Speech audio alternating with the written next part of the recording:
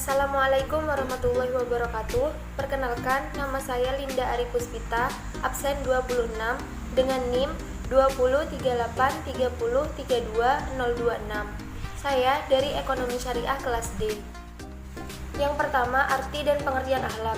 Ibnu Maskawai mengidentikan antara akhlak dan karakter. Keduanya adalah merupakan keadaan jiwa. Demikian juga Imam Al-Ghazali mengibaratkan akhlak sebagai gerak jiwa seseorang serta gambaran batinnya. Dari kedua pengertian yang diberikan oleh kedua pakar ilmu akhlak ini, bahwa akhlak sebagai suatu aktivitas yang muncul dari dorongan jiwa dan gerak batin seseorang, sehingga baik dan buruk karakter, kepribadian, sikap, dan tingkah laku seseorang yang telah menjadi tabiat sehari-hari yang dikerjakan dengan kesadaran dan tanpa pemikiran dan pertimbangan terlebih dahulu. Terkait erat dengan jiwa dan batin seseorang, sehingga jelaslah bahwa akhlak merupakan bagian penting di dalam ajaran agama. Karena itu, wajar kalau justru fungsi keseluruhan nabi atau pembawa agama adalah untuk menyempurnakan akhlak. Yang kedua, arti dan pengertian tasawuf. Tasawuf atau sufi adalah suatu kata istilah atau nama yang muncul jauh dari masa Nabi. Yang pertama kali dimunculkan oleh seorang Zahid Abu Hashim Al-Kufi yang wafat pada tahun 150 Hijriah. Untuk suatu kelompok orang Islam yang mengkonsentrasikan dirinya pada kehidupan untuk mendekatkan diri kepada Allah dengan sedekat-dekatnya dengan berbagai cara dan upaya. Kata tasawuf berasal dari kata sufah yang menurut etimologi dengan pendekatan historis berasal dari kata ahli. Sufah ialah orang-orang yang ikut pindah atau hijrah dengan Nabi dari Mekah ke Madinah. Dan karena hartanya ditinggalkan, mereka berada dalam kehidupan miskin dan tak mempunyai apa-apa. Mereka tinggal di masjid Nabi dengan selalu memakai belana kuda atau sufah sebagai bantalnya sehingga disebut ahli sufah. Ahli sufah adalah kelompok kaum muslimin yang miskin tetapi mereka berhati mulia, tidak mementingkan keduniaan, miskin tetapi berhati baik dan mulia. Itulah sifat-sifat ahli sufah yang dijadikan contoh orang sufi di kemudian hari.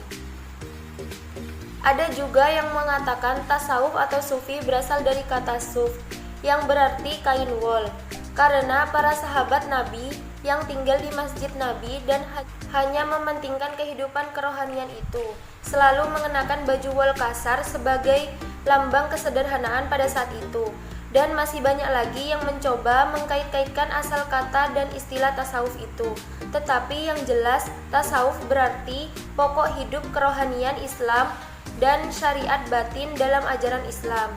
Pada masa Nabilah mula, pertama munculnya sufi sebagai suatu aliran keagamaan yang digambarkan dengan adanya kelompok ahli sufah di masjid Nabi yang mendapatkan restu dari Nabi, bahkan Nabi sendiri dan hampir semua sahabat dekat Nabi memberikan contoh-contoh kehidupan kerohanian yang sangat tinggi, berpola hidup sederhana atau bahkan miskin dan senantiasa memperbanyak ibadah dan murakabah serta mujahadah yang sangat serius dengan sholat, zikir, dan membaca Al-Quran serta berpuasa di samping tidak pernah dari semangat jihad dan dakwah. Yang ketiga, keterikatan antara akhlak dan tasawuf.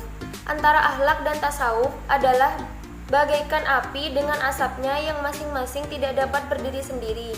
Keduanya mempunyai objek kajian hati dan jiwa seseorang. Bahkan Al-Ghazali memberikan pengertian tentang bentuk ilmu akhlak sebagai ilmu sifat hati dan ilmu rahasia hubungan keagamaan yang kemudian menjadi pedoman untuk akhlaknya orang-orang baik.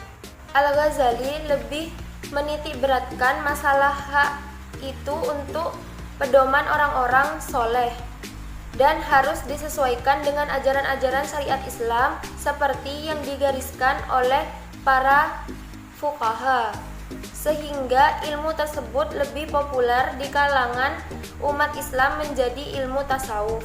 Dengan demikian dapat dikatakan bahwa akhlaknya orang mukmin itu adalah tasawuf, suatu etika yang terkonsentrasikan pada Allah semata dengan ketertiban hati dan jiwa secara utuh. Yang keempat, kedudukan akhlak tasawuf dalam agama Islam.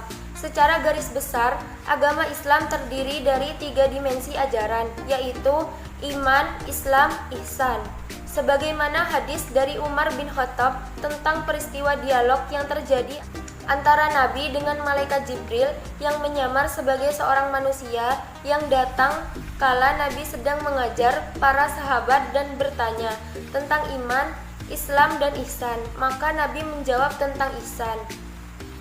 Ihsan adalah jika engkau beribadah kepada Allah seolah-olah engkau melihat Allah, dan jika engkau tidak mampu melihat Allah, maka sesungguhnya Allah melihatmu.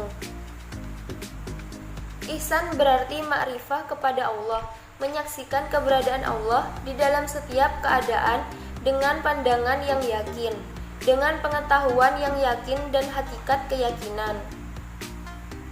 Allah memerintahkan agar manusia mendapatkan keyakinan yang benar dengan jalan senantiasa beribadah kepada Allah. Dan orang yang paham akan keberadaan dirinya dan keberadaan Tuhannya, maka dia akan memiliki akhlak yang baik kepada dirinya dan kepada Tuhannya. Keberadaan dan kedudukan tasawuf dalam ajaran Islam sama dengan keberadaan ihsan dalam 3 dimensi agama Islam, atau setidak-tidaknya merupakan ilmu pendukung ke arah keberhasilan memiliki kualitas keihsanan seseorang dalam ajaran agama Islam. Agar dapat memiliki iman yang benar, maka seseorang harus mempelajari ilmu akidah atau tauhid. Dan agar seseorang dapat melaksanakan ajaran Islam yang benar, maka seseorang harus mempelajari syariat secara baik. Dan jika seseorang ingin menjadi seorang muhsin atau berperilaku ihsan, maka seseorang harus memasuki dan belajar tasawuf. Karena tasawuf adalah ilmu dan amaliyah dalam upaya ma'rifat kepada Allah dengan senantiasa menjaga akhlak kepada Allah yang sebaik-baiknya. Dari ketiga unsur serta dimensi agama Islam, itulah yang disebut Islam itu sendiri, tidak dapat dipisah-pisahkan. Cukup sekian dari saya, kurang lebihnya mohon maaf. Wabillahi taufiq wal hidayah. Wassalamualaikum warahmatullahi wabarakatuh.